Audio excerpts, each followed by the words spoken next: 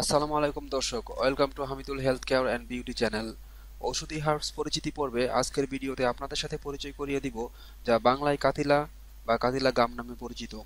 ইংরেজিতে গাম টাকাকান্ত, আরবিতে সমগে আখতানা, হালুসিয়া এবং উর্দুতে কাতিরা গুন্দ বা গোন্দ কাতিরা বলে, এবং অন্যান্য ভাষায় কি নামে পরিচিত তা ডেসক্রিপশন বক্সে লিখে দিয়েছি, আপনারা দেখে নেবেন। কাতিলা গাম এক প্রকার লবণাক্ত গাছের আঠা বিশেষ, যা পানিতে ভিজালে ফুলে ওঠে। এটা দেখতে হলুদ মিশ্রিত সাদা বর্ণের। এর প্রকৃতি বা মেজাজ মুতাদেল বা মদ্যগুণ সম্পন্ন।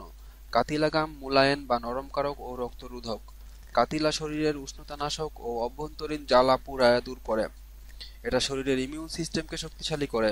এছাড়াও ডায়রিয়া ও ডিসেন্ট্রিতে এর ব্যবহার হয়। এছাড়া বীর্য গাঢ়কারক বিভিন্ন মাজুন ও চূর্ণে এর বহুল ব্যবহার করা হয়।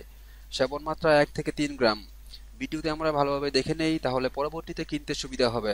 আশা করি এই ভিডিও আপনাদের উপকারে আসবে। ইনশাল্লাহ পরবর্তী ভিডিওতে আবার দেখা হবে। আল্লাহ হাফেজ।